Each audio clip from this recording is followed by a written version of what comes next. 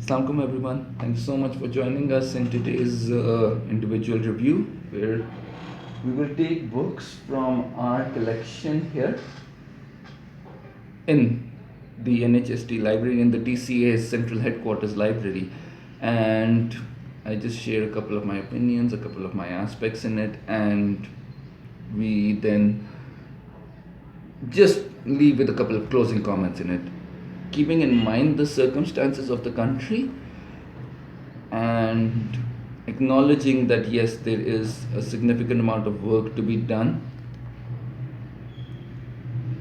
in terms of the overall social awareness, in terms of cultural awareness, and so on and so forth. We at the TCA hope that the circumstances in the country improve over time. So today's books are slightly different from usual. Legacies of Betrayal from the Warhammer 40,000 universe, and it's basically just a collection of short stories. If you've been following the Horus Heresy series, it's basically just filler stories within the context of that entire novel series, novels and all the novels and all the comics and all the books that come and go with it. And it's basically just filler. It's basically just filler and assisting in the overall character building and the overall growth of the Primarchs and all the actors who are involved in the Horus Heresy itself. So it gives that perspective. Having said that, if it is your very first time entering into Warhammer 40,000 and your very first time actually finding out about the Horus Heresy, I know about it because YouTube. I'm sure some other people will know about it as well. There is, however, a very high likelihood that you do not know about the Horus Heresy because you don't follow Warhammer 40,000 or Warhammer or anything related to Games Workshop really.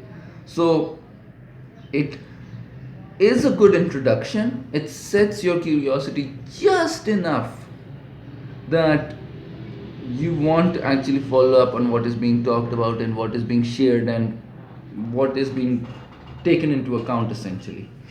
And so it covers that. Definitely recommend it though. If you can get a copy of it, if you could buy it online, it says around £20 or $30. It is worth it though. The Games Workshop books generally are that way. They tend to be very high priced.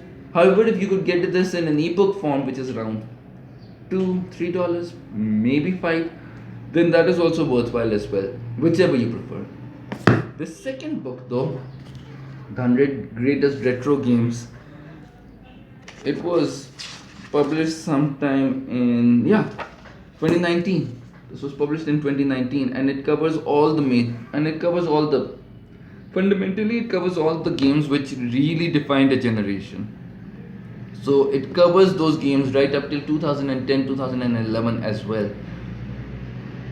And why am I covering this? Like cultural and social preservation. Why do we talk about video games over here? Why discuss something which is still an ongoing medium?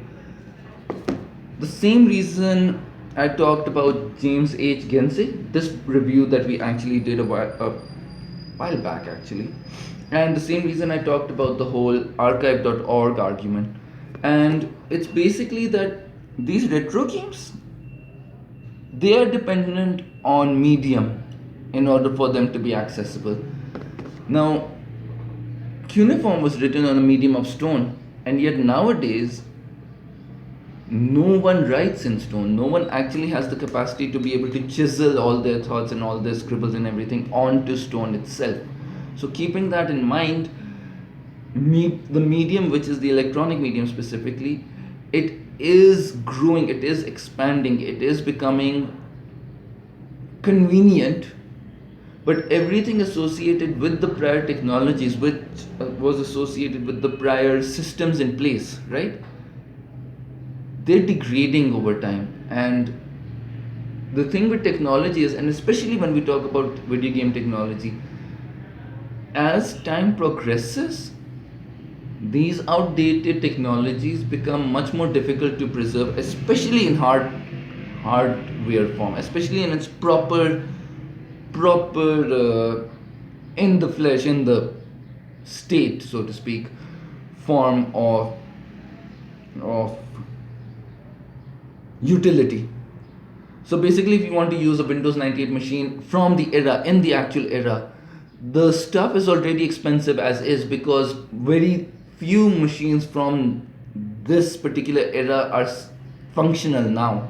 They're slowly degrading over time, and it's strongly recommended that you use them with caution.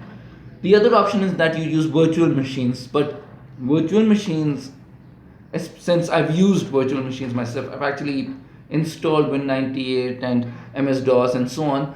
The problem with those machines is that they use artificially induced hardware acceleration, and so not they're not a good idea to have if you're planning on doing any of these interventions, and if you want to actually play these games themselves.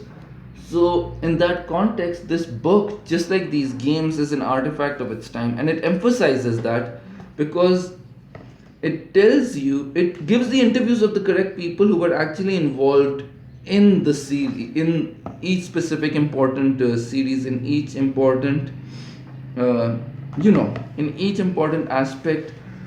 Like, take for instance Final Fantasy 7, right? So it tells you all the tropes that are associated with it and all the aspects which made it famous, but it also talks about Metroid, it talks about Command and Conquer, for example, it talks about Uncharted 2, it talks about Street Fighter. It even has interviews of the people who were directly involved in the creation of most of these games themselves, the sprite work and the overall creation of the original games as they came. So it's an important book to have. Like, if you really want to know the history of video games, strongly recommended that you give this a read. And I think that's about it for now. But even with that said, I do recommend that you support your local libraries, your local initiatives, your local causes. If they have YouTube channels, you should like and subscribe their YouTube channels. You should click on the bell icon. You should make sure to comment. And it is important, you must comment on their videos. You must be that person who reads the work, who looks at the video, and if you're not able to access it, at least acknowledge that it does exist. There is a place for it. And that's where I think this is a good place to conclude the video, which is actually what is going to happen. So we're going to conclude over here. Thank you so much for your time, everyone, and inshallah, see you next time. Bye bye.